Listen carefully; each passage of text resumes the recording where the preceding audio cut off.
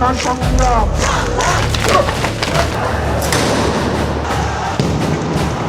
2024 সালের 30 জুলাই আন্দোলনের ইতিহাসে অন্যতম স্মরণীয় একটি দিন।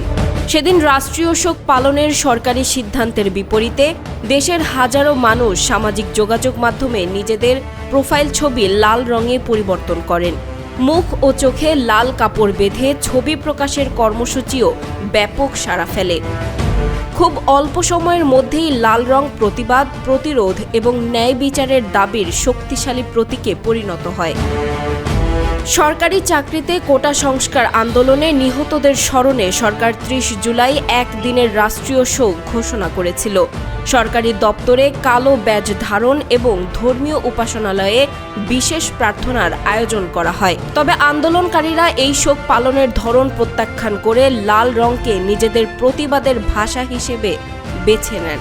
বৈষম্য বিরোধী ছাত্র আন্দোলনের আহ্বানে শিক্ষক, শিক্ষার্থী, সাংবাদিক, লেখক, শিল্পী, সংস্কৃতিকর্মী এবং বিভিন্ন শ্রেণী পেশার মানুষ সামাজিক যোগাযোগ মাধ্যমে লাল প্রোফাইল ছবি ব্যবহার করেন। আন্দোলনের সমন্বয়ক মাহিন সরকারের আহ্বানে শুরু হওয়া এই কর্মসূচি দ্রুত দেশ জুড়ে ছড়িয়ে পড়ে।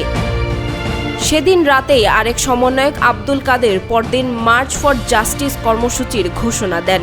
দেশব্যাপী আদালত, শিক্ষা প্রতিষ্ঠান ও রাজপথে সমাবেশের আহ্বান জানানো হয়।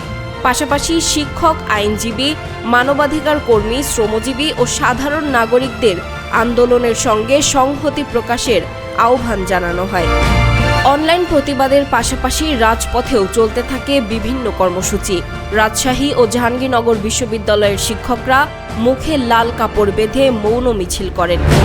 নর্থ সাউথ বিশ্ববিদ্যালয়েও মানববন্ধন অনুষ্ঠিত হয়। ঢাকা রিপোর্টার্স ইউনিটিতে বিশিষ্ট নাগরিকরা আটক সমন্বয়কদের নিঃশর্ত মুক্তি এবং একটি স্বাধীন আন্তর্জাতিক তদন্ত কমিশন গঠনের দাবি জানান। এদিকে আন্তর্জাতিক মহলেও বাংলাদেশের পরিস্থিতি নিয়ে উদ্বেগ প্রকাশ করা হয়।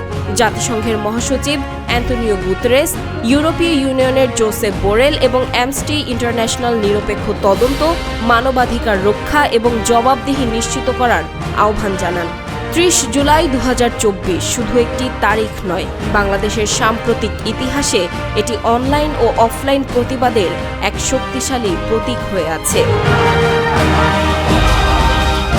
সামিরা বাঁধন, আয়না টেলিভিশন।